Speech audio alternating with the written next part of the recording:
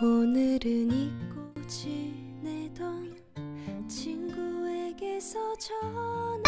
I-project niya namin at Lola since i-na-interview ba ka naaman mo di istorya niya Lola tapos at sikati napili niya na ikang titulong Lola kung arate kami tatlo at share kami si Bible verses Lola mo makatulong naman kagaan kan basit lang at Lola like grocery dahil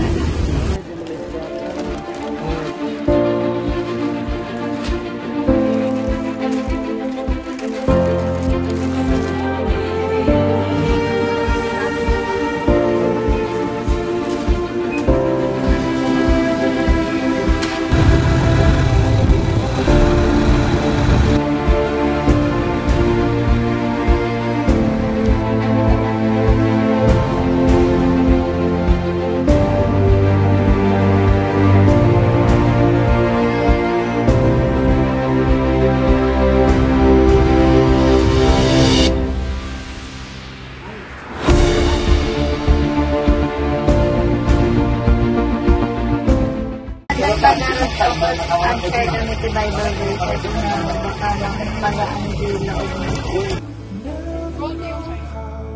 Isaiah chapter 41 verse 10, Do not fear, for I am with you. I will strengthen you and help you. Tatay Ante, ito pong verse po natin na to. Kaya sabi niya po, huwag po tayong matakot sa ating mga kinakatakutan. Religious tayo namin. Para tayo lang ibig tayo. Ngayon Lola, nung pampanunod tayo di kabuto na asla mabaklas ng sakit tinakot tayo, kabutong tayo, madi. Ataw na lang kayo, tapos kinatay na magkakapso tayo ante kasi kasi kumbaga man lang asawa tiwala because kasi man lang kayo sa kasilibate sa akin. Tapos pagka na nahin kayo mag-pray tanong mo tayo na dati Diyos kayo igitay lang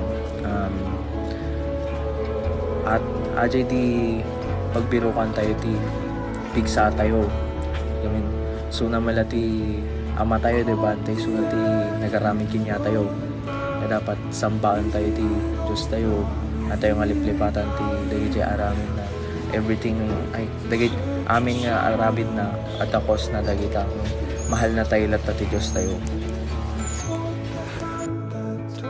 Ito naman po yung second na Bible verse natin. Psalm chapter 34 verse 18. The Lord is close to the broken-hearted and save those who are crushed in spirit. Lola, ang sabi lang po nila dito sa Bible, sa lahat po ng mga pinagdadaanan, mga hirap natin sa buhay, kahit ano man yan, huwag natin kakalimutan na andyan lagi ang Panginoon sa tabi lang natin. Andyan siya para tulungan tayo. At saka, hindi na tayo pinababayaan. Basta nagdadasal lang po tayo lagi.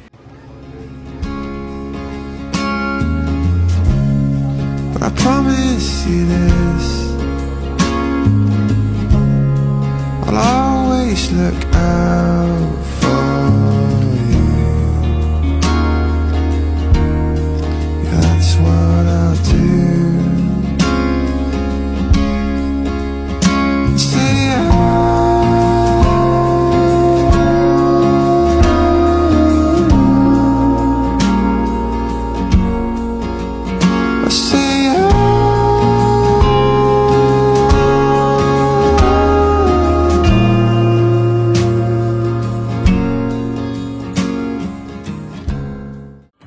I will be here, don't you cry, 'cause you